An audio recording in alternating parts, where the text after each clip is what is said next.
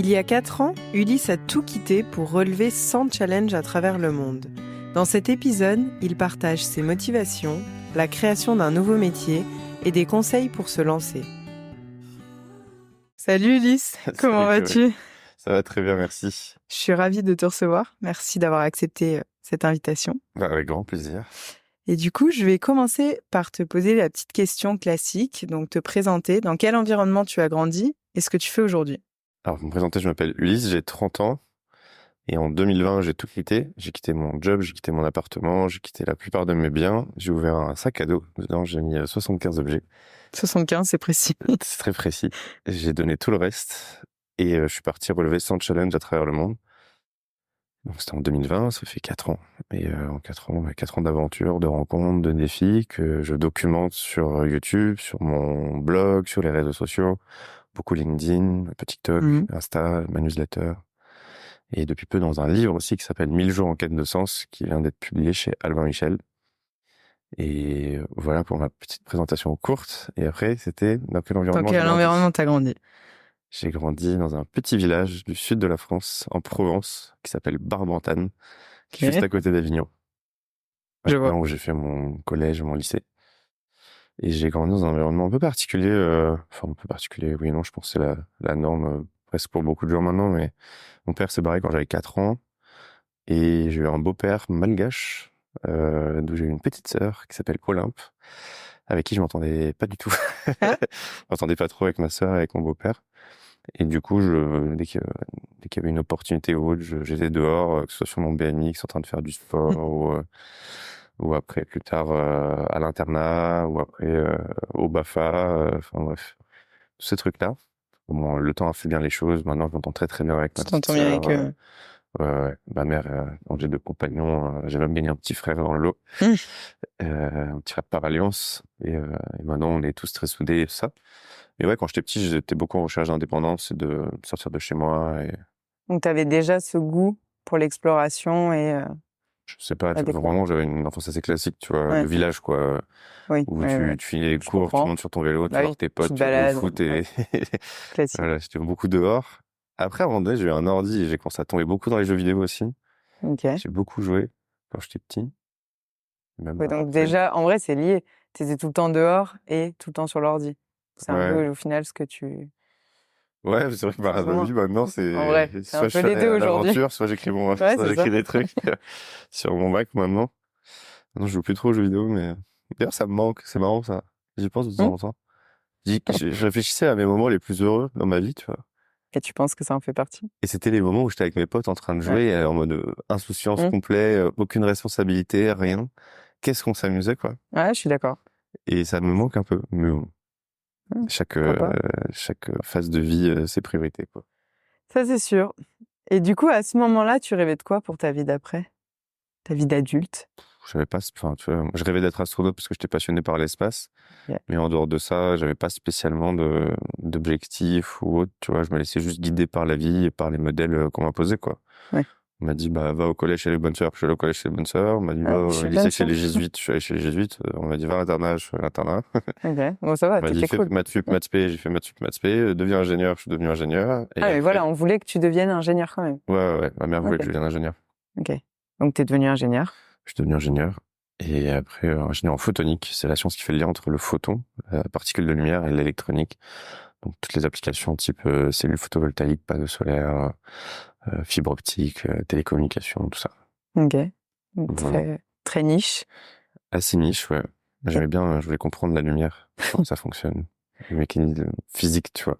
Ouais. Oui, donc t'as quand même aimé tes études. T'as fait ce que tu... Ouf. Non, j'ai fait Non. ce que j'ai appris en soi était pas très intéressant. Ok. Un petit peu, mais concrètement, j'ai enchaîné des calculs pendant 10 ans et Oui, je me souviens de rien, à part 2-3 trucs, mais c'était plus ma curiosité personnelle après qui allait creuser des phénomènes qui me plaisaient, mais par contre, je me suis beaucoup amusé, surtout en école d'ingénieur. En prépa, c'était pas drôle, mais en école d'ingénieur, on a bien rigolé. Oui, tu m'étonnes, ouais, tu fais bien la fête. Ouais, grave, sympa. on a beaucoup fait la fête, on a fait n'importe quoi pendant 3 ans. Et c'était marrant, franchement. Mais plus pour les potes que je me suis fait, j'ai rien appris de très utile en école d'ingé. Oui, ça m'étonne pas. Donc, c'est Pareil. inquiétant. Enfin, moi, Oui.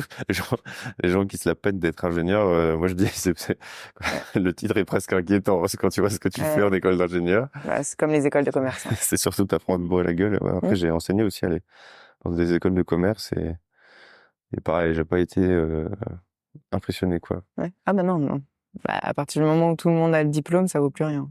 Ouais. Ce qui est dur, c'est de rentrer. La prépa, par contre, Non, ça c'est dur. Ouais. ça, c'était dur, quoi. Waouh. Ouais. Mais ouais. Après, tu deviens ingénieur, qu'est-ce que tu fais? Comment t'arrives de je suis en école d'ingé à ce que t'as fait après au niveau des aventures? Bah, enfin, juste après mes études, il y avait le choix de soit prendre un job salarié, soit de faire autre chose, tester quelque chose. Et donc là, moi, je suis parti en van faire le tour de l'Islande avec un pote. C'était notre rêve, avec 500 € tout compris. On s'est démerdé pour négocier le prix du van, manger des nouilles réchauffées dans le coffre, trouver le billet le moins cher. Mais on a qu'une ce rêve-là, qui me tenait à cœur, même si on n'avait pas beaucoup de thunes. T'es parti combien de temps? Une semaine. Une semaine, ouais. C'était premier gros voyage. Mon premier voyage un peu en sac à dos, sans les parents, tu vois. J'étais parti avec mes parents un mois au Canada, parce que ma mère est née à Québec, et un mois à Madagascar pour aller rencontrer la famille de ma sœur. Mais quand j'étais petit, donc ça m'a déjà ouvert tu vois, au fait qu'il y a d'autres modèles de vie ailleurs, quoi, qu'il n'y a pas qu'une manière de vivre sa vie. Mais non, après, c'était vraiment l'un de mes premiers voyages tout seul, quoi. Enfin, avec un pote, quoi. Oui, mais la première aventure. Trop bien. Enfin, j'ai que des bons souvenirs de là-bas, des galères et tout, mais franchement, on s'est éclaté. Et en revenant, j'étais pas prêt à rentrer dans la monotonie du travail, métro, boulot, dodo, tout ça, donc j'ai monté une boîte. Ok. J'ai lancé une start-up avec un autre pote. On était les deux seuls entrepreneurs de notre promo. Ouais. Et ça a duré 2 ans et demi, au terme desquels on a dû liquider l'entreprise parce qu'on n'a jamais trouvé le modèle économique. On avait levé de l'argent, on avait on avait des employés, etc. Et ça a été un gros échec qui m'a fait très mal. Et du coup, c'est là où j'ai commencé à réfléchir un peu à ce que j'allais faire et tout ça. Je te la fais très courte. Je suis parti en Amérique latine, un peu en mode fuite, parce que là-bas, je pouvais être qui je voulais et ouais, loin des regards moralisateurs, quoi. Là-bas, j'ai commencé à me poser des premières questions d'introspection, réfléchir à qui je voulais devenir, les jobs qui me faisaient vibrer, ma première bucket list. J'ai fait la liste des conneries que j'avais fait aussi dans ma première boîte. Et ça, en revenant en France après, parce que j'avais plus d'argent, j'avais 0 € sur mon compte. C'est pas beaucoup. Non, c'est pas beaucoup. Là, faut repartir à zéro, quoi. Ouais, je suis rentré chez ma mère. J'avais 25 ans. J'ai monté ma boîte à 22. À 22. Et à ce moment-là, quand je suis rentré, j'ai commencé à faire des CV de motivation et tout. J'étais un peu déprimé. Et puis j'ai fini par un soir par ouvrir un blog et écrire un article qui s'appelait On s'est bien planté, dans lequel j'ai expliqué toutes les conneries que j'avais fait dans ma boîte. Et alors la prose est pas incroyable, mais ça venait vraiment du cœur. Enfin, comment t'es venu à faire ce blog à la base? T'es juste dit, je vais partager. En fait, c'était ma thérapie. J'avais besoin d'écrire. J'avais juste besoin d'écrire cet article. Je sais pas pourquoi, ça m'a piqué un soir. J'ai ouvert ce truc et j'ai écrit toute la nuit, tu vois. Le lendemain, je l'ai montré à ma mère. Je dis, j'ai écrit ça. Elle m'a dit, publie pas ça va pas. Tu vas te mettre à dos des financeurs ou autres ou machin, ou tu sais pas. Enfin bref, elle m'a projeté toutes ces insécurités. Classique. Et j'ai dit, ouais, mais je crois que j'en ai besoin. J'ai besoin de l'envoyer là. J'ai besoin d'envoyer la sauce. Et du coup, je l'ai publié sur LinkedIn. C'était l'un de mes premiers posts. LinkedIn en plus. Enfin, c'était un article sur Medium à l'époque. Et j'ai mis le lien sur LinkedIn. J'ai juste dit, on vous parle souvent des réussites. Laisse-moi vous parler de comment moi je me suis planté. J'ai mis le lien de l'article. Donc tout ce qu'il faut pas faire, quoi. Et le truc a fait genre 500 000 vues sur LinkedIn. J'ai eu des centaines de milliers de lectures sur mon post, sur mon blog. Ça a été repris dans plein de médias et tout. Et j'ai eu 40 propositions d'emploi en une semaine. Oui, donc t'as bien fait de publier, quoi. J'ai plutôt bien fait de publier, ouais. Les gens n'avaient rien à foutre de mon CV d'ailleurs. Ils étaient juste intéressés par ma capacité d'analyse de mes erreurs, quoi. Et puis j'ai fini par me laisser tenter par un bon job à Paris dans une boîte stylée avec une équipe qui avait sorti des meilleures écoles et ils se lançaient sur le marché américain et ils parlaient d'IA avant qu'on parle d'IA et oui, c'était précurseur. C'était trop cool, ouais. Et enfin avant qu'on parle d'IA, avant que ce soit bien à la mode avec ChatGPT tout ça, quoi. Et voilà, et du coup j'ai débarqué à Paris à 25 ans. Et en fait, ça y est, ma maman était contente, j'étais de retour T'avais dans le droit signé, chemin, je gagnais très bien ma ouais. vie. Enfin, très bien, tout est relatif. Oui, Maintenant, je gagne oui, non, mais plus d'argent, mais t'avais le schéma c'est classique, ça, il n'y avait j'avais un pas de bon risque. schéma, etc. Et T'as puis tenu moi, je combien de perdais temps? pied un peu tous les jours, quoi. Ouais, J'ai tenu 9 mois. pas mal. 9 mois, et au milieu de ces 9 mois, j'ai eu mes premiers congés payés, je suis parti au Kirghizistan avec une pote. Donc ça, c'est ce que je raconte dans le prologue du livre. Ouais, au tout début. Donc tout début, ouais. Et je raconte comment là-bas, je me suis fait une promesse qui est de plus jamais me résigner face à mon destin et de me révolter, tu vois. Et quand je suis Mm. rentré à Paris, j'étais un peu en panique dans l'avion et tout, et je me suis dit, OK, là, faut prendre des décisions avant que des gens le fassent pour toi. Et du coup, je suis entré en introspection de manière beaucoup plus structurée, je fais des exercices, j'ai écrit de manière plus régulière sur un blog. Je commence à partager des trucs et de fil en aiguille, je me suis souvenu de ma bucket list, de ces idées de challenge que je voulais faire, tiens, j'avais toujours envie de me lancer sur YouTube. J'avais déjà fait une petite vidéo sur l'Amérique latine, notamment, et sur l'Islande Ah, aussi. t'avais déjà. Ok. J'avais fait des petites vidéos, mais nulles, tu Mais vois. pour toi, quoi. Mais ouais, pour Ouais. moi, ouais. Mais ça, l'Amérique latine, je m'étais un peu chauffé quand même. J'avais fait une voix off et tout. Ah oui. J'avais écrit un script, j'avais passé 2 semaines à faire du montage et tout. Cette vidéo, il y a rien qui va, mais en tout cas, elle était, tu vois, elle m'a appris à m'exposer, à cliquer sur publier et tout ça. Ouais. Oui, parce qu'à ce moment-là, t'avais déjà publié. Ouais, mais j'avais genre Ah oui, 2 donc vidéos en sur ma fait, chaîne YouTube, dès le tout début, tu t'es dit, vas-y, je le fais, quoi. ouais. T'as jamais eu peur de. Si, bah, t'as toujours peur, Oui, mais tu l'as fait quand même. je l'ai fait quand même, ouais. Ouais. Et après, ben, je dessine les contours de ce projet, sans challenge à travers le monde, et quand j'ai l'idée, j'en dors plus la nuit, quoi. Ouais.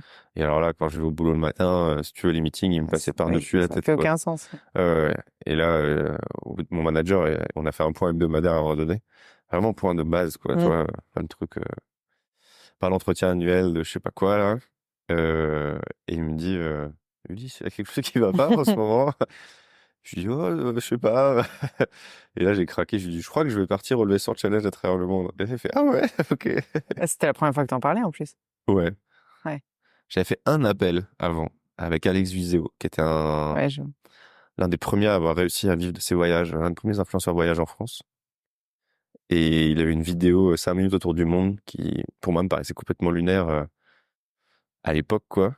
J'avais regardé ça 10 fois. Ouais. Et en fait, je savais qu'il avait réussi à vivre de ses voyages. Et du coup, on s'était appelé et je lui avais parlé de toutes mes inquiétudes. Et lui m'a dit, OK, man, quelle est l'histoire que tu veux raconter sur ton lit de mort? Ouais. Je lui ai dit, comment ça? Il dit, ouais, est-ce que tu veux raconter celle d'un mec qui a pris le temps, qui a assuré ses arrières, qui a acheté un appart, qui a fait ci, qui a fait ça, et puis qui a suivi encore peut-être 1, 2 ans, ou un mec qui avait tout et qui a tout plaqué pour partir poursuivre ses rêves. Moi, je lui ai répondu, je veux l'histoire, je veux raconter l'histoire la plus épique Bah oui, possible. c'est bon.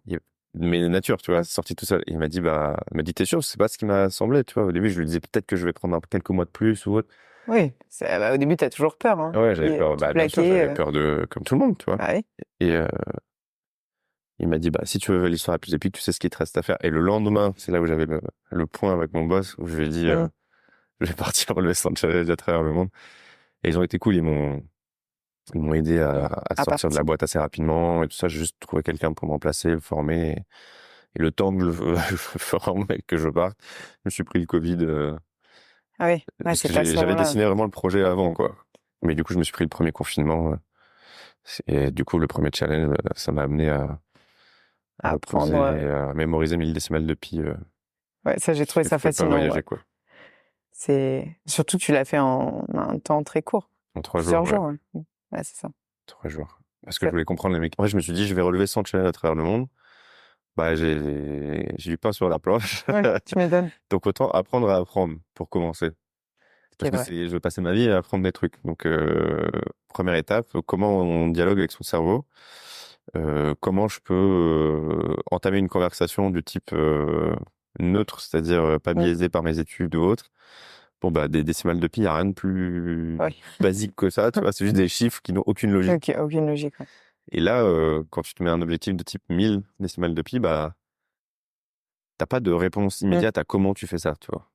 T'es obligé d'aller creuser des méthodes parce qu'en fait, t'es vraiment face à un problème où il n'y a aucune logique. Donc, si demain tu t'y mets, soit ça va te prendre 1 an si tu fais bêtement, soit tu trouves des méthodes. Quoi. Et moi, j'avais pas envie de faire ça pendant 1 an. Donc, tu m'étonnes. Donc, j'ai commencé à m'intéresser aux techniques d'apprentissage et j'ai découvert des trucs de dingue et qui m'a un peu mis en colère contre l'école puisque J'avais fait bac+5 et jamais on m'avait parlé de tout ça. Et le nombre d'heures que j'ai passé à écouter passivement des profs désabusés me raconter des trucs que j'avais oubliés la semaine d'après, tu vois. Je dis, si j'avais appris tous ces modèles mentaux, toutes ces méthodes, les palus mentaux, les méthodes de mémorisation, les méthodes PAO, tu vois, par exemple, que j'ai utilisées pour Pi, mais il y en a plein d'autres après. Apprendre à apprendre, quoi. Ouais, Ce qu'on nous a jamais appris. Et du coup, parce que les décimales de pi, on s'en fout. Oui. Mais tu vois, j'ai passé 1 jour et demi à construire des outils et après, je mémorisais 100 décimales par heure. Ça veut dire que je parlais à mon cerveau dans une langue qu'il comprenait enfin, quoi. C'était un truc de fou. J'aurais pu faire en vrai, 2000 ça ou doit être 3000 fascinant à faire. sans problème, quoi. Oui, parce que sur le coup, tu te dis que c'est impossible. Enfin, donc au début, quand j'ai lu ça, je me suis dit, attends, mais 1000 décimales en 3 jours. Après, tu te dis, bon, ok, si t'as des méthodes, en vrai, je pense qu'on peut tous. Mais tout le monde pense, il y a très peu de gens qui pensent que c'est réalisable facilement. Je donnais une conférence après, c'est l'une des premières manières pour moi de monétiser tout ça, qui s'appelait Apprendre à apprendre. Et dans cette conférence, je demandais aux gens, d'après vous, ça prend combien de temps de mémoriser 1000 décimales de pi puis de les réciter les yeux bandés, tout. Et une fois, j'avais noté les réponses. J'avais fait la moyenne des gens dans la salle. Et alors? Et j'avais enlevé les extrêmes, tu vois. Oui. Et je crois que la réponse, c'était, je sais plus exactement, mais c'était genre 120 ou 130 jours la moyenne. Ah oui, quand même. Et le plus bas, c'était 14 jours. Et en fait, je leur disais, moi, ça a pris 3 jours. Et tu penses qu'on est vraiment tous capables? Ouais, 100%. En suivant des méthodes. Ouais. Il y a vraiment rien de compliqué. C'est beaucoup plus simple que de passer son bac, quoi. C'est vraiment bête et méchant. Hein. C'est construire des associations entre des nombres et des images, des actions et des objets, et puis construire des images, les foutre dans ta tête dans des palais mentaux. C'est-à-dire des lieux que tu connais très bien, dans lesquels tu peux te balader par la pensée, dans un ordre logique. Tout le monde est capable de se balader par la pensée chez soi, tu vois. Oui. C'est pas un truc complexe, quoi. Non, ça c'est sûr. Mais bon, vu que c'est pas quelque chose qu'on est habitué à faire, c'est un peu déconstruire aussi. Ouais, ouais. Non, mais en vrai, c'est intéressant. Enfin, je pense que 100% des gens sont capables de le faire en moins d'une semaine, quoi. En moins d'une semaine. Okay. Moi, j'ai franchement pas une très bonne mémoire, tu vois, de base. Je retiens pas les prénoms, j'ai aucune mémoire des lieux, tu vois, quand je me perds tout le temps. Tu me donnes un itinéraire, tu peux être certain que je l'ai oublié 2 secondes après. Ouais, non, je suis... Ouais, sur le papier, t'étais pas celui qui était prédestiné. Ok. Ouais, donc pourquoi pas. Il y a des gens qui retiennent tout direct. Oui, c'est pas du tout mon gars, quoi. Du coup, ça veut dire qu'on peut bien tous apprendre. Du coup, tes premiers challenges, sur le coup, je me suis dit, pourquoi 100 challenges? Comment ça t'est venu? 10, c'était pas assez, 1000, c'était trop. Tu t'es dit, 100. Donc, 100, non, après, c'est du marketing, moi, je m'en fous du nombre, tu vois, je voulais juste, c'était l'idée d'aller, Dans le livre, je dis, cette challenge, c'était mon comment à la recherche d'un pourquoi, c'est-à-dire, en fait, c'est un peu un fourre-tout dans lequel je peux faire ce que je veux. Et c'est ça, en fait, c'était juste, je voulais un truc suffisamment large pour pouvoir diverger à fond, mais avec un truc que les gens pourront retenir sans challenge à travers le monde. Je suis un peu le seul à faire ça dans le monde, tu vois. Et pourtant, je peux faire ce que je veux à l'intérieur. Là, je construis une maison, ce sera un challenge. Oui, tu mets tout dans ces challenges, quoi. Entre mémoriser 1000 décimales de pi et survivre dans la jungle, faire un combat de boxe en Thaïlande, ou aller en Antarctique, tu vois, c'est vaste, quoi. Et comment tu les choisis, justement? Ils viennent à moi. Les opportunités, les voyages. Ouais, je rencontre un bri-bri au Costa Rica et puis la semaine d'après, je pars sur Uraïkli dans la jungle, tu vois, où j'arrive en Turquie à Kaş et puis je tombe en plein milieu des championnats du monde de freediving. Et une semaine après, je plonge à plus de 30 mètres en apnée, tu vois. Ouais. C'est souvent c'est vraiment les rencontres que tu fais. Ouais, je me balade, j'arrive dans les pays, je sais pas trop ce que je vais faire maintenant ça évolue, tu vois. La Thaïlande, j'y suis allé spécifiquement pour faire ça. L'Antarctique, on m'a invité une semaine avant quelques jours avant le départ. Je sais plus combien de temps avant, mais c'était vraiment le truc était organisé depuis super longtemps. Il avait été décalé pendant plusieurs années à cause du Covid. Tout dernier moment, quelqu'un se désiste, on m'appelle parce qu'on pense à moi en mode.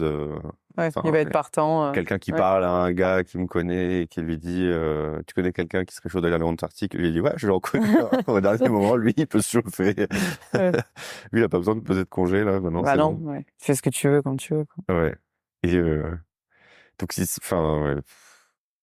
là, j'avais envie d'ancrage, donc je suis pote avec un gars qui a un terrain, avec qui on s'est dit tiens, je pourrais construire une tiny house sur ton terrain. Et puis finalement, après chaque fois, maintenant les projets s'emballent de plus en plus. C'est-à-dire, j'ai une petite idée et puis ça grandit, ça prend grandit. Des proportions. Ça prend des proportions de dingue. Et voilà. Et quand t'as commencé, c'est un peu les sujets sur la peur, mais je me dis, t'es parti la première fois tout seul avec ton sac à dos à ce moment-là. Parce qu'avant, t'étais toujours parti accompagné. Les premiers voyages que tu as fait? Ouais, j'étais pas en Amérique latine, j'étais solo. Ah, ok, ouais, t'étais déjà solo. Mais là, j'étais parti avec mon ex, on n'était pas avec ma copine de l'époque, elle a été podologue. Et pareil, elle a fait le même move que moi. Elle a tout plaqué en même temps que moi. Et elle a dit... Mais alors, moi, je venais du monde des startups et tout. Elle, c'était encore plus grand écart. Podologue, oui, c'est fait. Et elle a créé son activité en ligne. Elle a lancé une activité freelance où elle fait des sites web avec du no-code. Ok. Et elle cartonne maintenant. Elle habite à Dubaï, elle a son agence et tout. Et c'est ouf, quoi. Et on a voyagé 1 an et demi, je pense, ensemble. Ah oui, donc ouais, vous étiez à 2, c'est... Ouais, on était à 2, mais on était à 2 en galère, quoi. Oui. Oui, parce qu'à la base, toi, tu savais pas comment t'allais être rémunéré. Non, je testais plein de trucs. Elle se formait sur le no-code, elle essayait de trouver ses premiers clients. Et des fois, on n'avait pas Internet, c'était galère. Quand on était en Tanzanie, par exemple, on était bloqué en Tanzanie avec le Covid. Il y a eu les élections présidentielles, ils ont censuré Internet et tout. On n'avait plus accès aux réseaux sociaux et tout ça. Enfin bref, c'est plein de galères, tu vois. De toute façon, voyager... Enfin, travailler en voyageant, c'est quand même un peu compliqué. Super dur, ouais. Et moi, je faisais mes vidéos, j'écrivais mes articles. Ouais. En même temps, j'essayais de trouver des leviers de monétisation et tout. C'était un job à plein temps. Hein. Bah, tu m'étonnes. Plus vivre les aventures, voyager et gérer le Covid en parallèle parce que c'était en plein pendant la pandémie. T'es resté combien de temps coincé, du coup, en Tanzanie? En Tanzanie, j'ai dû y passer 2 mois. 1 mois à Zanzibar et 1 mois peut-être un peu moins sur les terres, juste comme ça. Après, je suis en Afrique du Sud.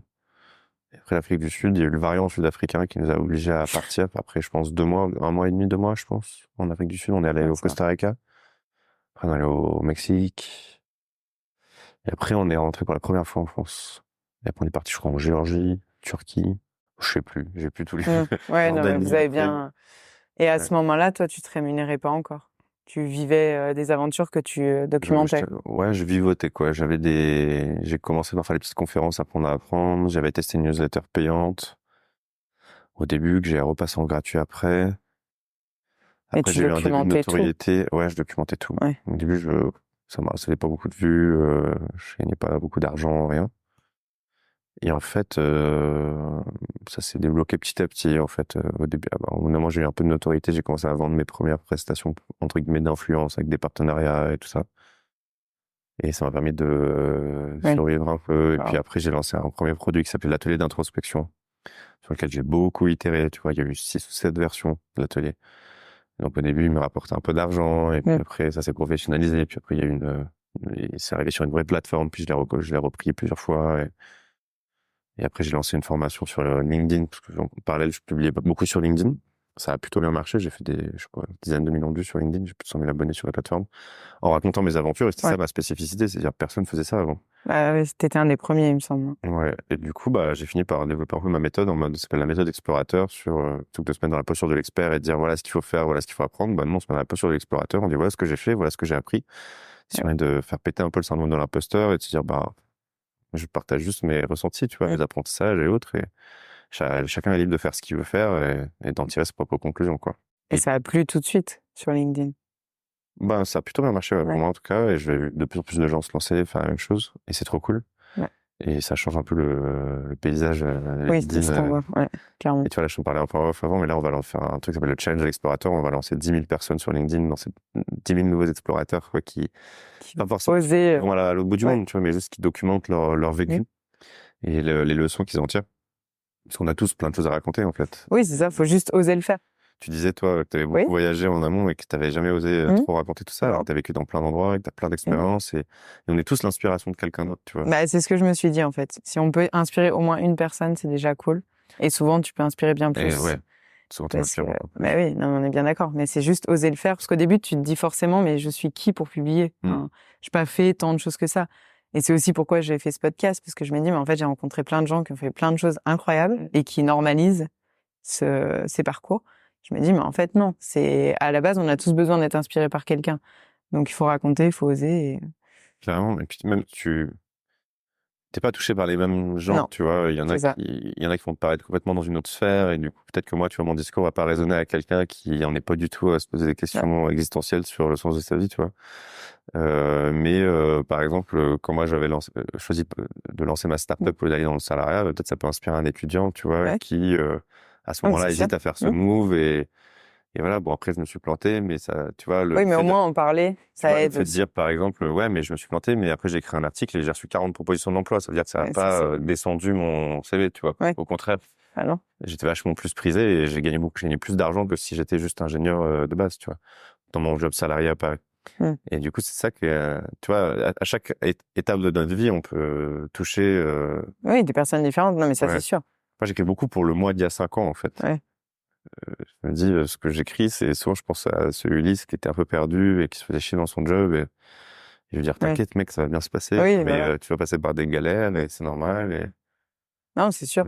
Et t'écrivais déjà avant ou t'as commencé à écrire non, pas beaucoup. J'ai commencé non vraiment à écrire. Parce que bon, c'est pas tout le monde n'écrit pas facilement. Non, bah, ça Donc, s'entraîne. Non, bah, c'est ça. je pense que j'ai vraiment commencé il y a 4-5 ans. C'est 5 ans, je pense. Ouais, quand t'as publié, quoi. Ouais. Et après, c'est devenu vraiment identitaire. Maintenant, j'écris tous les jours, quoi. Il n'y a pas un jour où j'écris pas quelque chose, quoi. Ok. Mais ça peut être dans mes notes, ça peut être sur des posts, ça peut être des scripts, ça peut être des pubs, ça peut être un livre, ça peut être plein de choses, quoi. Non, en vrai, t'as raison, c'est inspirant. C'est inspirant. Et comment...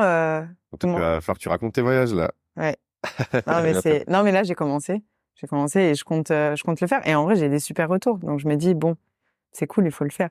Carrément. Mais c'est un process, hein. C'est se dire, Mmh. je le fais, j'ose, je raconte, j'ai fait des trucs qui sont très cool, faut que j'en parle. Mmh. Et c'est pas parce que j'en parle que d'un coup, je deviens je ne sais qui. Enfin, tu vois, il y a un peu tout ça à déconstruire aussi, tu vois. Ouais, carrément. Et De je toute pense façon, que quand tu viens d'une campagne où personne fait ça, tu te dis, mais en fait, je vais pas faire ça. Genre, je sais pas. Il y avait un peu tout ça. ouais.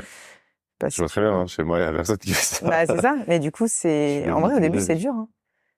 Bah, déjà, quand t'es la première à partir, faire des choses, mais que personne comprend, Ouais, t'es vu comme la personne un peu instable, alors qu'en fait, non, pas du tout. C'est juste, tu vis d'autres choses, tu vois. exactement.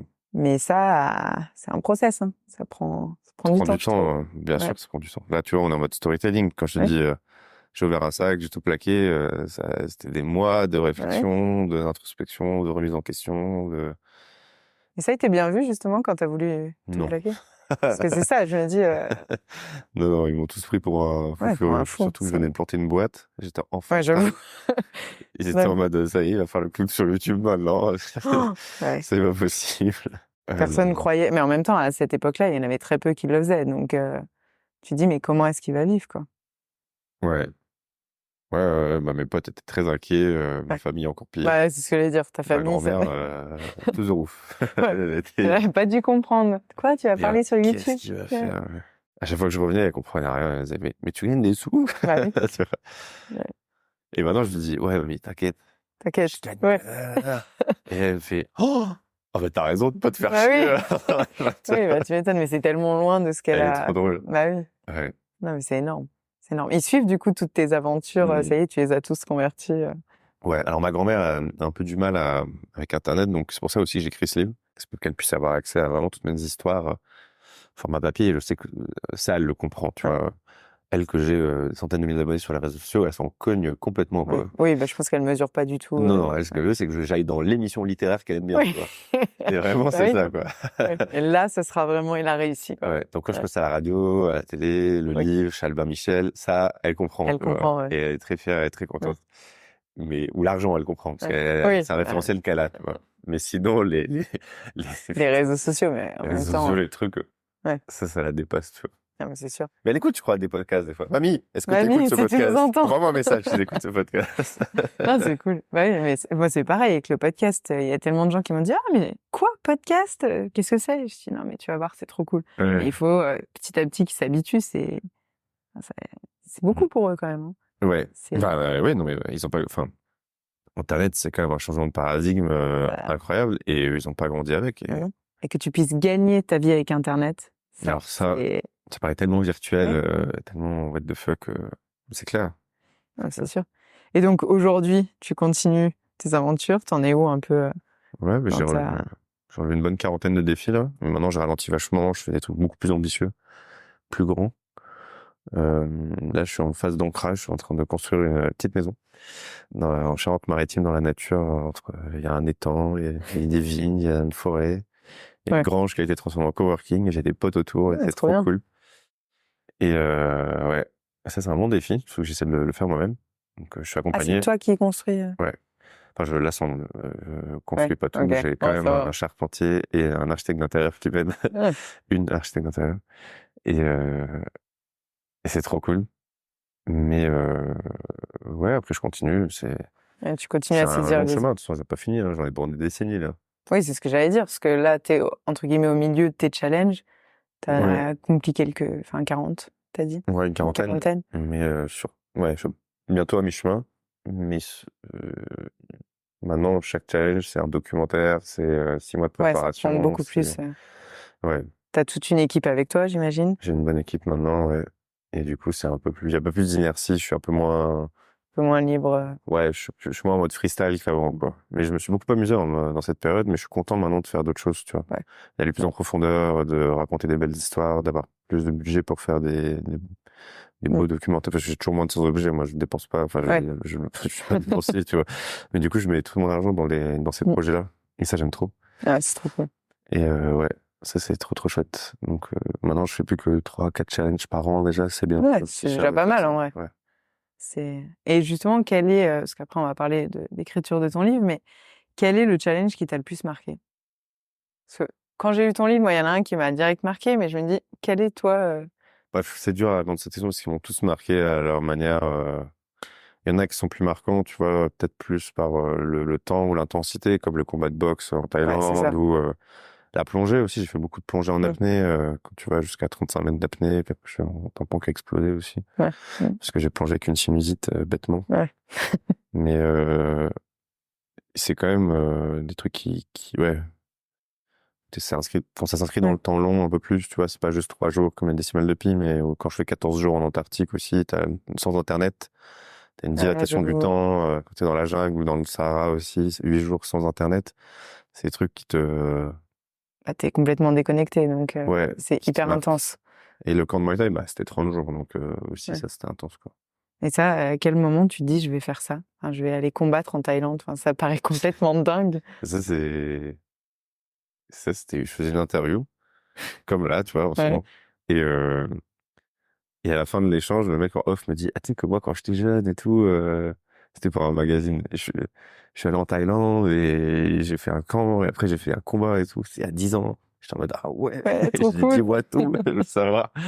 Et il m'a dit, et quand il était là-bas, il a rencontré un mec qui s'appelle Jojo. Et il a été dans le même camp que lui, je crois. Je sais Mm. pas, ils sont croisés. Et sauf que le Jojo, il est resté. Ça faisait 10 ans qu'il était en Thaïlande et qu'il avait fait son métier, il était devenu boxeur. Ok.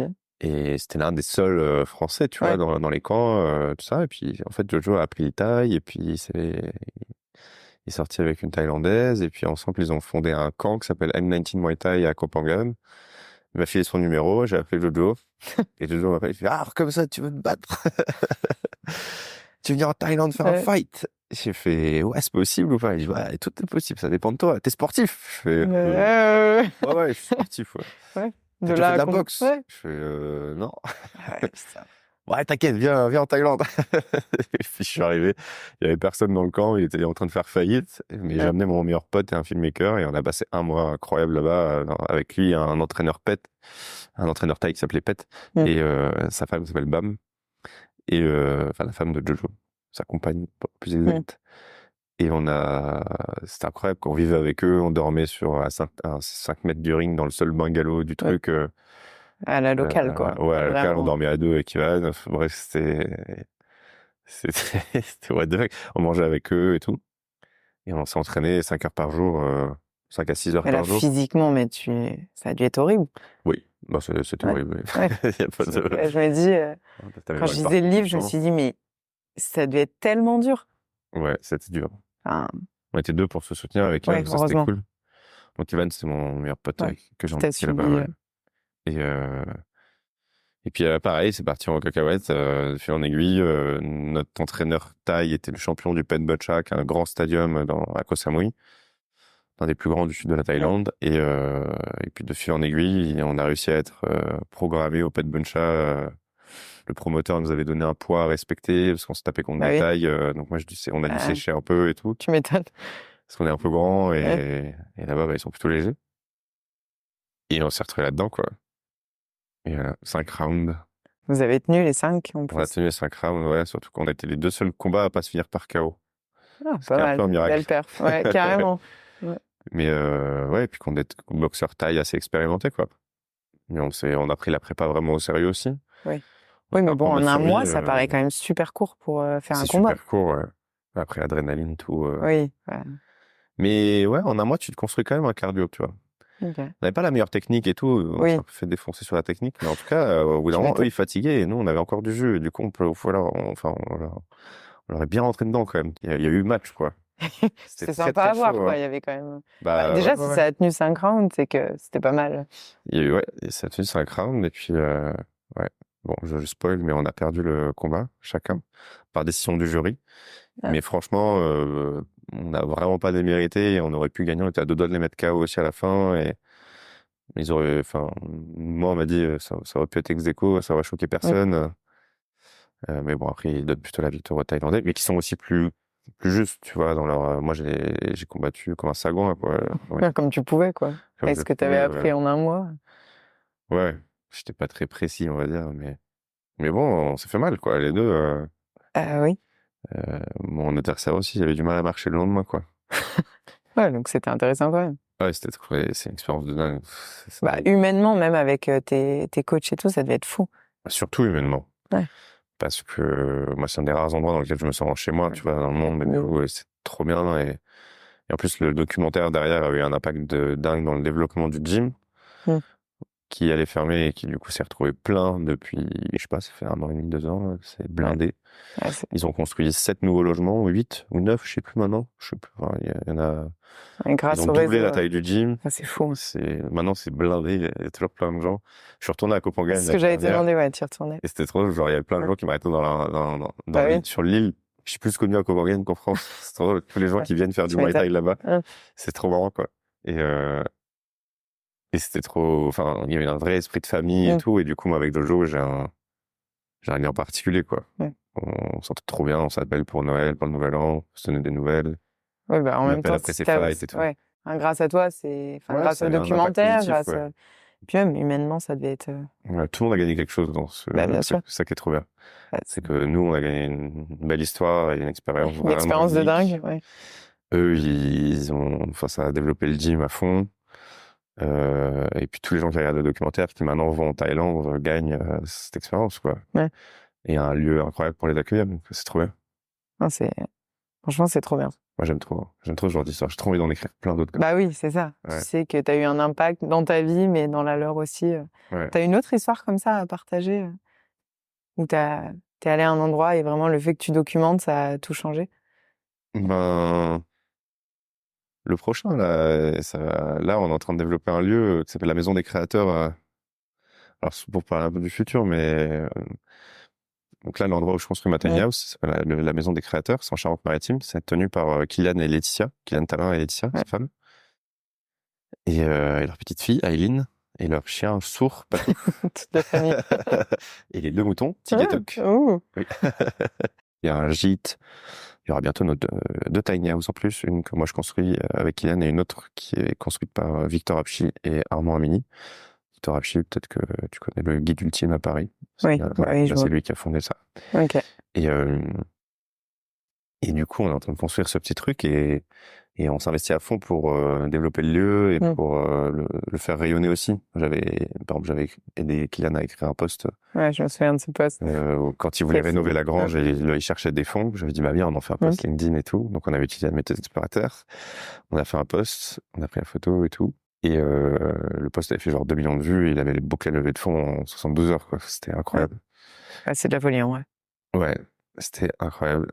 Et tout le monde voulait s'investir dans le lieu et tout ça. Et là, pareil, on teste donc là, on va même organiser le festival des créateurs tout le mois de septembre. Pendant que nous, on construit les tiny houses, on a privatisé le lieu pour faire venir que des potes créateurs, des artistes, des influenceurs et tout. Et les motiver à venir planter des clous avec nous, profiter du lieu. Bien. On va faire des studios de podcasts, il y aura des filmmakers sur place, on va raconter plein de choses, on va faire plein de vidéos. Ouais, ça devient un lieu vraiment de regroupement. Ouais, grave. On va en faire un mini village pour les créateurs et c'est en train de démarrer fort là. Et puis ça doit bien marcher. Parce qu'en vrai, Après, réunir tout le monde, c'est Ouais, ce après qui... Kylian et Laetitia ont pris tous les risques, hein. Nous, on se ramène et on ramène de la notoriété, entre guillemets. Ouais. Mais Ouais, mais c'est ce qui va les aider aussi à ouais, mais le lieu donner de marche la déjà visite. très bien sans Ah, nous, ok. tu vois. C'est juste que on sent qu'on peut faire un truc gigantesque, quoi. Ouais. Et c'est presque nous qui avons envie d'aller nous investir Ouais. là-bas, tu sais, en mode, Et comment t'as découvert d'ailleurs ce lieu? je suis pote avec Kylian depuis des années. Ça fait des années qu'on se parle sur Internet, voilà. Ok. Parce que c'est ça aussi, quand tu prends la parole sur les réseaux sociaux, Bah oui, tu tu fais les attires des gens rencontres. qui te ressemblent. Et moi, à un moment donné, j'avais besoin de m'entourer de gens Ouais, je qui comprends. pigeaient un peu ce que je vivais, Ce tu que vois. tu... ouais. Et bah, Kylian a toujours été cet aspect communautaire très fort. Il a un truc qui s'appelle le Cercle des créateurs, par exemple, c'est une communauté en ligne pour réunir les créateurs dans lequel j'avais participé pendant un moment. Et avant de me créer ma propre tribu, moi, de Ouais. potes et tout. Et c'est trop bien, tu vois. Bah, ça aide.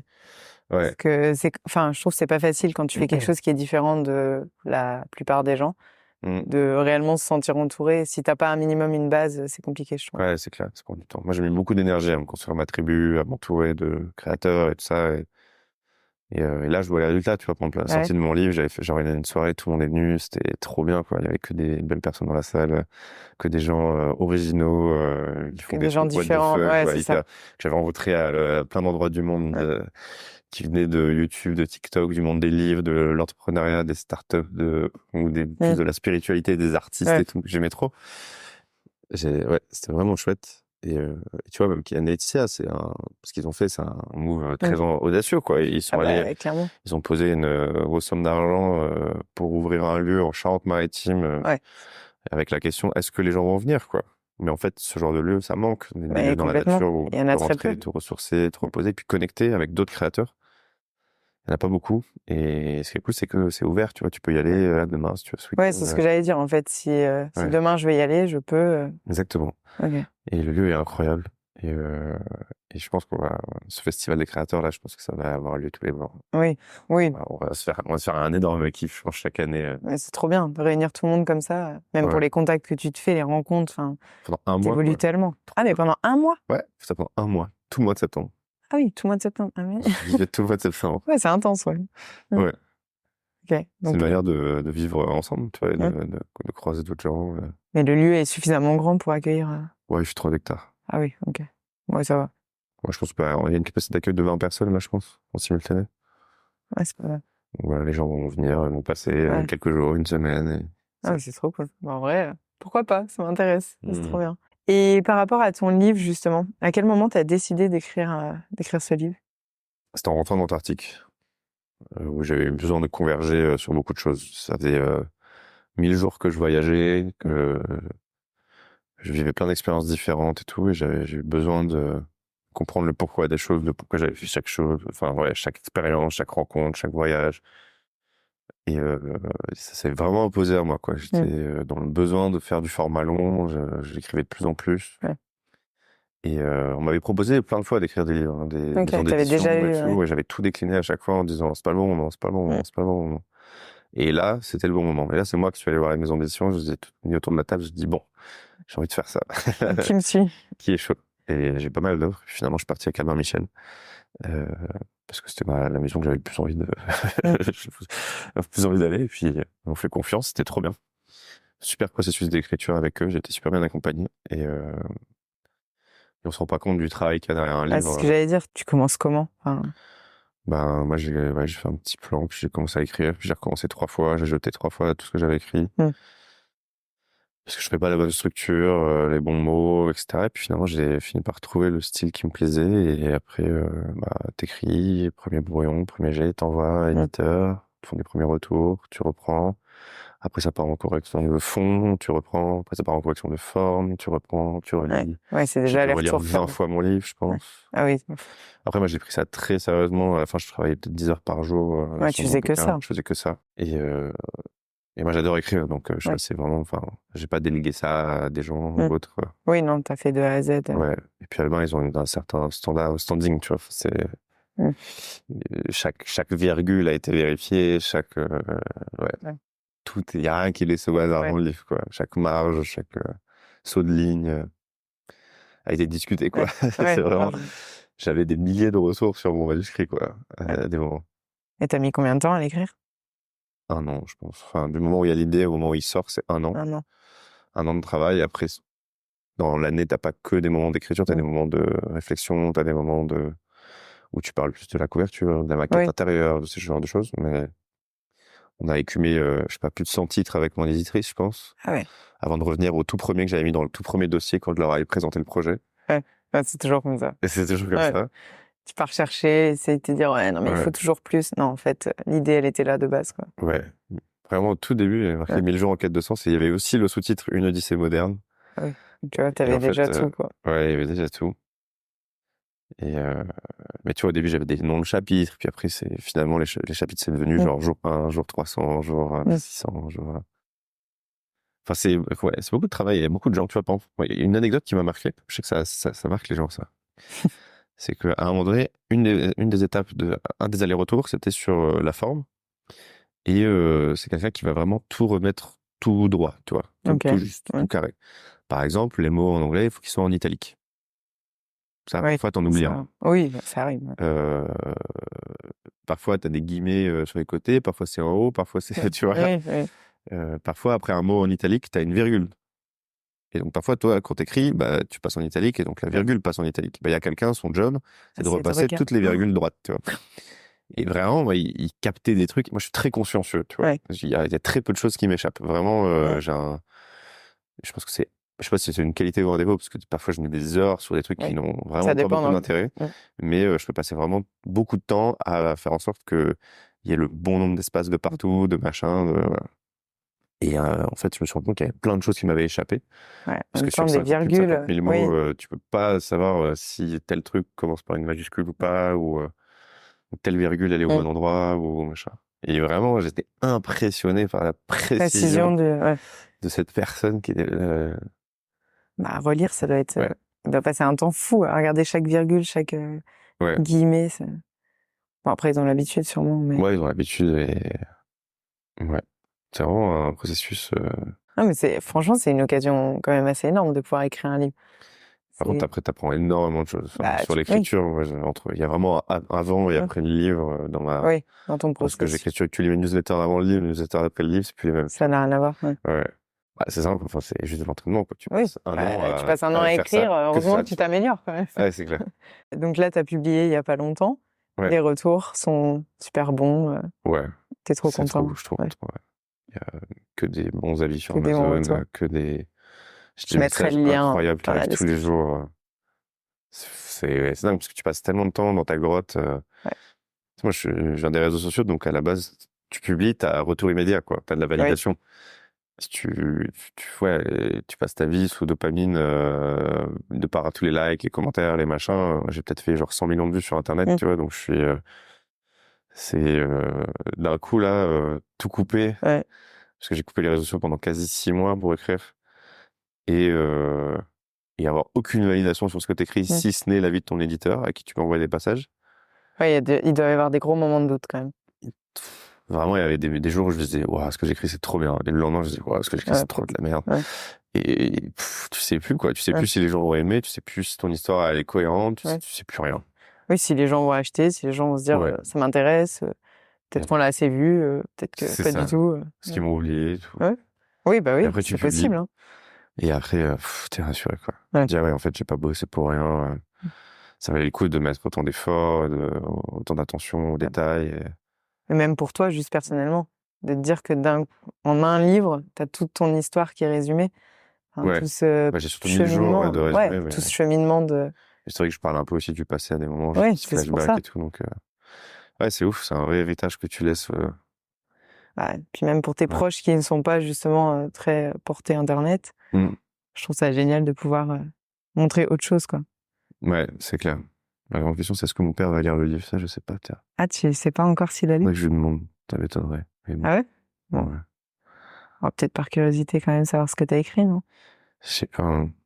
Non? Je vais lui poser la question, trouver qu'on s'appelle. Mais c'est un bel objet, en tout cas, moi, je suis content d'avoir fait.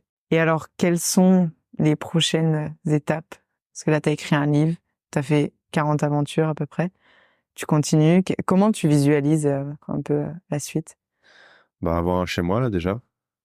Donc je peux rentrer, me reposer, planifier. Ouais, ça, je comprends. Et, et après prévoir des projets comme on a fait en Thaïlande, tu vois, des trucs ambitieux, mais plus m'entourer, faire ça avec des amis aussi, embarquer plus de gens dans mes aventures, partager ça à fond. Et faire des projets sur du temps long, peut-être m'installer aussi, avoir une famille, je sais pas, il y a plein de trucs qui me donnent envie, qui me font peur, et tant mieux. Mais plus un ancrage, finir un peu la vie en sac à dos. Bah ouais, c'est une des conclusions du livre, c'est un peu la fin de ma vie de nomade, c'est le début de ma vie d'explorateur, et qu'est-ce qui fait la différence entre les deux? C'est un lieu où rentrer et où repartir, où s'appuyer, tu vois, pour te propulser vers des projets de plus en plus ambitieux. Et j'ai pas fini ma quête, mais je ralentis. Je suis plus hypé par le fait d'arriver à 100. Je suis presque en mode je ralentis consciemment. Oui, parce qu'en soi, t'es presque à la moitié, donc tu te dis ça va vite en soi. Hein. Ouais, ça va à la fois vite et à la fois c'est très long. Hein, ça fait 4 ans. Ouais, donc 4 ans, c'est quand même pas mal. Hein. Ouais. Au début, j'en faisais un toutes les 2 semaines, tu vois. Oui. J'en ai peut-être fait une vingtaine la première année, quoi. Ouais, c'est la première année, t'as envie de tout faire. Ouais. Et maintenant, non, plus chill, plus tranquille. Et j'ai moins de choses à me prouver aussi. Oui, c'est ça. Est-ce que tu penses qu'à la base, t'es parti aussi pour ça? Te prouver que t'étais capable? Bien sûr. Bien sûr, bien sûr. Il y a tous des choses à se prouver. On est bien d'accord. Et justement, je voulais te demander qu'est-ce que tu conseilles à des gens qui aimeraient partir, qui ont peur, qui aimeraient se lancer, donc peu importe. Hein. Qu'est-ce que tu dirais, toi qui l'as fait? S'ils ont envie de le faire et qu'ils ont peur, c'est bon signe. Ça veut dire qu'il y a un enjeu, ça veut dire que c'est important. S'ils n'ont pas peur, c'est que c'est pas. Ouais, ça vaut pas le coup, quoi. Bah ouais, à quoi bon faire quelque chose qui te fait pas peur? Donc non, c'est trop bien. Oui, vu comme ça, c'est sûr. Mais c'est pas aussi simple. Moi, je trouve que c'est une boussole, la peur. C'est une émotion qui est très positive. Si c'est quelque chose que tu as envie de faire, c'est trop bien. Si t'as pas peur, c'est que ça n'a pas d'intérêt pour toi. Ouais, moi, on me propose plein de projets aujourd'hui, ils me font plus vraiment peur, tu vois. Je me dis, bon, je vais juste faire un challenge de plus. Mais pourquoi faire, quoi? Oui, donc tu cherches encore des challenges qui te font peur et qui te... Mais bien sûr, mais ça peut être d'autres choses, tu vois. Bon, soit je vais être plus dans l'extrême, par exemple, là, je vais faire 40 mètres d'apnée sous glace en maillot de bain. Ça, c'est pas mal, quand même. Ça me fait flipper, tu vois, un peu. Mais c'est cool, quoi. Soit des trucs, tu vois, comme construire une maison, quoi. Il manquerait quelque part. Ça aussi, ça te fait peur? Bah, bien sûr, ça me fait peur. Je sais pas... Oui. Alors que sur le papier, ça, c'est peut-être ce qui fait moins peur à beaucoup de gens. Bah ouais. Mais moi, j'ai toujours été nomade. Oui, bah oui, moi, je comprends. Avoir des objets, ça me refait flipper, tu vois. Donc, chacun, tu vois. Je pense souvent à l'exemple de la danse. Moi, j'ai très peur de danser, ça me fait paniquer, tu vois. Pourtant, je suis à l'aise avec mon corps et tout, mais alors la danse, pourquoi la danse, c'est difficile, quoi. Je sais pas. Et du coup, j'aimerais trop faire aller genre à Rio. C'est ce que j'allais dire, le prochain challenge. Et après, aller faire le carnaval. Ça, ce sera un bon délire, ça. Ah, mais carrément. Mais juste moi, j'avais fait ça en Colombie, justement. J'avais pareil, j'étais pas hyper à l'aise et je me suis dit, bon, allez, je vais me relever un défi perso, je vais m'inscrire dans un cours de salsa avec que des Colombiens. Trop bien. Et là, j'y vais, je danse. Mais au début, c'était horrible. Juste, j'étais pas du tout à l'aise. Je me suis dit, mais qu'est-ce que je fais là? Puis après, tu te dis, bon, vas-y, je commence à le faire, ça se passe bien. Puis t'as plus peur, quoi. Ouais, c'est trop cool. Ça, c'est des bons défis. Grave. Pourquoi pas? Oui, note. La danse, ça va venir un jour. Je le sais, ça viendra. Un jour, oui. Un jour, en Amérique latine, pour ça, c'est pas mal. Dans les 100, il y aura un truc sur la danse. Sur la danse. On va te voir au carnaval de Rio. Grave. C'est trop drôle. En vrai. C'est possible. Mais attends, j'ai fait des trucs encore plus tarés, donc... Oui, ça, c'est carrément possible, en vrai. Ça peut carrément se faire, ouais. Ouais. Donc, trop drôle. Non, écoute, c'est génial. Je voulais aussi te demander quelle est la rencontre qui t'a le plus marqué. C'est pareil, c'est dur. Il y en a tellement... J'en ai plein qui me viennent en tête, tu vois. Je pense à Jojo, évidemment. Je pense à Cacho, qui était le bribri avec qui j'ai beaucoup connecté au Costa Rica. Avec qui je suis allé survivre dans la jungle. Je t'en donne plein parce que j'arrive pas Je pense à Mohamed, mon guide dans le Sahara. Dans chaque pays, t'as vraiment une personne qui t'a... Bah ouais. Je pense à Adnan, qui a été mon guide, qui m'a initié à l'apnée en profondeur, qui était incroyable en Turquie. Stéphane Taureau, après, avec qui j'ai continué à l'apnée en profondeur à Tenerife, qui m'a vraiment, qui m'inspire beaucoup dans sa manière de construire son quotidien et la discipline qu'il a. Donc, Souleymane en Tanzanie, c'est un mec que je croisais sur la plage le matin à 5h du mat, avec qui j'avais plein de discussions passionnantes sur la vie. Ouais. Juste, moi, lui, il revenait de la mosquée. Moi, je me faisais réveiller par les corbeaux et j'allais on se retrouvait tous les jours sur la plage et on s'apprivoisait tous les matins. C'était trop bien. Ah, ça, c'est les rencontres les Ouais, plus simples comme ça, c'est celles grave. qui ont le plus de sens. Hassan aussi, c'est un mec que j'ai rencontré en Tanzanie en rentrant dans un fort abandonné. Et en fait, il y avait une galerie d'art et puis finalement, j'ai fini par apprendre à peindre une girafe avec lui. Puis après, aller cuisiner swahili dans sa famille. Et puis, enfin, il se passe plein de trucs avec Hassan. Ouais. Tanzanie, genre plein de gens. Et Billy, t'as un guide aussi qui était trop marrant. Je m'appelle Billy the Guide. Billy the Kid. Il y avait un sourire, ce mec. C'est trop marrant. Ils avaient amené dans un truc qui s'appelle Prison Island, Ok. où il y a des tortues géantes, tout. Enfin, bref, j'ai des Ouais, rencontres, t'as plein. J'ai oublié plein de gens, sûrement, dans tous les pays. Tu sais, je pense que vraiment, le voyage, je sais pas, j'aime bien cette phrase, donc c'est d'aller de soi à soi en passant par les autres. Ouais.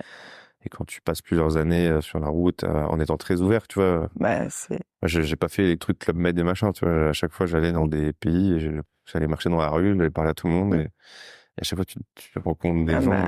bah, je trouve que c'est ce qui marque le plus en voyage. C'est pour ça que je te pose Ouais. cette question, parce que tu voyages, tu vois plein de beaux paysages, tu fais plein de choses, mais je trouve que ce qui te marque réellement, c'est les rencontres que tu fais. Ça Ouais, permet tellement d'évoluer. c'est clair. En Antarctique aussi, j'ai rencontré des sacrés loustiques. Ouais, tu m'étonnes. Et ça aussi, ça devait être incroyable. Ouais, ouais, c'est assez lunaire, ouais. Bah, Des fois, j'ai du mal à réaliser que tu as vraiment fait ça. Ouais, j'ai l'impression d'être réveillé dans un Hein. rêve, tu sais, et te dire, mais tu étais vraiment là-bas. Puis après, Hein. je vois les photos, je fais, Ouais. tu sais, on dirait que c'est retouché. C'est pas... Non, non, vraiment. Après, je vois les vidéos, je fais, Ouais. putain, j'y étais vraiment. Ouais, non, ça, Incroyable. c'est encore une rencontre qui t'a permis d'aller là-bas, quoi. Ouais, plusieurs rencontres. Ouais. C'est un pote hypnotiseur que j'avais rencontré dans une soirée TikTok. Ouais, Et lui, il s'appelle Aïm, il fait de l'hypnose sur les réseaux sociaux. Ok. Et lui, il formait une médecin anesthésiste à l'hypnose. Cette médecin-là était plongeuse de l'extrême et participait à une expédition en Antarctique avec d'autres plongeurs. Et elle a appris que quelqu'un s'était désisté, elle en a parlé à Aïm, qui m'en a parlé, qui a organisé une rencontre, Ouais. qui m'ont permis d'aller là-bas, quoi. Comme quoi. Donc, bah, de toute façon, il faut saisir les opportunités, les rencontres, et c'est comme ça que ça se passe. Hein. Ouais, donc big up à Sandrine, c'est grâce à elle Que tu as vécu et à cette Aïm que j'ai été en Antarctique. incroyable aventure. J'ai adoré quand t'en parles dans ton livre. Je trouve ça trop bien. Je pourrais encore te poser plein de questions, parler des heures, mais je vais plus ou moins clôturer en te demandant de décrire l'objet que tu as emmené. Je t'ai demandé d'emmener un objet. Et de dire quel est cet objet et pourquoi. Mais regarde son nom, c'est que... Attends, je vais les chercher. J'en ai amené deux, du coup. T'as pas su choisir. Ben non, forcément, j'ai ramené mon livre, mais on en a déjà bien parlé, donc je le mets de côté. Va-t'en, le livre. Attends. J'ai ramené ça, regarde. Ah, C'est mon petit carnet. ton petit carnet. C'est un Leuchtturm 1917 A5 réguleur en pointillé. Oula. Couverture souple. C'est très précis, là. Attention. Là, on sait tout. C'est mon carnet préféré. Et j'ai une sorte de méthode un peu une sorte de dérivé du bullet journal, mais que j'ai appliqué, sur lequel j'itère beaucoup, je teste plein de choses. Mais tu vois, j'ai plein de... Des fois, j'écris mes objectifs, des fois, j'écris ce que je fais, des fois, j'écris mes intentions, des fois, j'ai décrit mes séances de sport, Ouais, j'ai tu décris plein de vraiment trucs de dedans. tout. Ouais, Mars, objectif de Mars, tiens. Corriger le livre. Ah. C'est le premier objectif de Mars. Et t'as toujours ce carnet avec toi? Tout le temps, ouais. Quasiment tout le temps. Ouais. Et tu dirais que l'écriture, ça t'apporte quoi? Parce que c'est pas quelque chose que tout le monde fait. Je pense que écrire, c'est le processus à travers lequel tu comprends que tu comprends pas tout à fait ce que tu écris. C'est-à-dire? Mais l'écriture va plus lentement que la pensée, et que quand tu parles aussi. Ouais. Et du coup, quand tu poses tes idées à l'écrit, souvent tu te dis, mais est-ce que j'ai vraiment pigé ce que je suis en train d'essayer d'expliquer aux gens, là, tu vois? Et moi, souvent, je me rends compte en écrivant que je pige pas tout à fait le sujet sur lequel j'aimerais parler. Et ça me pousse à creuser vachement plus, et ça t'oblige à organiser tes pensées aussi. C'est vrai. Parce que comme c'est lent, après tu peux apprendre à écrire vite. Moi, tu vois, j'avais fait un challenge pour apprendre à écrire plus de 100 mots par minute. Mais malgré tout, ça reste beaucoup plus lent. Et donc, tu es obligé de restructurer, d'organiser, etc. Par exemple. Sans forcément écrire un livre, sans forcément écrire dans un journal. Rien que le fait d'écrire sur LinkedIn. Il y a 1 an, j'ai publié un post. J'arrête l'alcool définitivement. parce que suite à des conversations, suite à plein de choses, c'était un long cheminement, tu vois. Mais quand j'ai écrit le post, je me suis dit, bon, bah, il faut le rendre un peu marketing, tu vois, ce truc. Je peux pas juste dire, j'arrête l'alcool, faut que j'explique pourquoi. Et donc, j'ai dit, bah, voilà les 4 raisons qui motivent ce choix. Et j'ai dû vraiment réfléchir à mes raisons, tu vois, et pas juste me dire, j'avais l'intuition qu'il fallait que j'arrête. Et là, ça m'a obligé à poser à l'écrit mes raisons d'arrêter l'alcool. 1 an après, il y a pas longtemps, là, j'ai publié un autre post qui était, il y a 1 an, j'ai arrêté l'alcool. Voilà les 5 effets secondaires de la sobriété. Et j'aimais bien l'accroche et je me suis dit, bon, bah, qu'est-ce que ça a changé dans ma vie, tu vois? Donc, j'en ai trouvé 5 et j'ai dû vraiment réfléchir à, attends, avant, il se passait ça, maintenant, il se passe ça, tu vois? Avant, en termes d'énergie, j'étais là, avant, en termes de relations, c'était plutôt comme ça, aujourd'hui, c'est plutôt comme ça. Et du coup, ça t'oblige vraiment à réfléchir à ça, tu vois? Sinon, j'aurais juste publié l'alcool et j'y aurais pas forcément pensé, tu vois? C'est un vrai exercice introspectif. Et donc, ça t'aide à clarifier tes idées et à être capable aussi de mieux les exprimer. Ça t'aide aussi à les publier, à les diffuser. Ça, c'est trop bien, tu vois. Tu peux inspirer les gens, tu peux trouver des opportunités, des partenariats, tu peux en vivre sur Internet. Moi, je vis principalement de ma pub, quoi. Quand tu vois une vidéo YouTube, il y a un script qui est derrière. Donc, oui, maintenant, c'est la base vraiment de toute ton activité, quoi. C'est la base de tout ce que je fais, c'est de vivre des trucs et les écrire, quoi. Et voilà. Et après, c'est aussi un bon outil introspectif. Quand tu te poses des questions sur ta vie, ben, te poser à l'écrit. Ouais, c'est vrai que ça n'a pas le même effet. C'est-à-dire, moi, j'écris des lettres aussi. Ouais, c'est dur. J'écris beaucoup de lettres, tu vois, à des gens. Quand j'écris une lettre à quelqu'un, je suis obligé de réfléchir vraiment à ce que j'ai envie de lui dire, parce que ça n'a pas le même poids que juste envoyer un message sur WhatsApp. Ah non, ça c'est sûr. Et l'écriture, c'est trop cool. Mais c'est vrai que c'est dur au début. Oui, ça n'a pas été quelque chose d'inné pour toi non plus. Voilà. Et je recommande la couverture verte. D'accord. C'est ce carnet, ok. Bah là, de toute façon, on a tout le descriptif. Ouais, c'est vrai. C'est pour ça que les tapis dans les casinos sont verts. Ah, tu vois, je savais pas ça. Ça inspire la confiance. Si c'est rouge, t'es plus agressif, mais t'arrêtes dès que tu perds. Si c'est bleu, bah, c'est moins agressif. Et quand c'est vert, bah, tu te dis, je peux me refaire. Tu vois.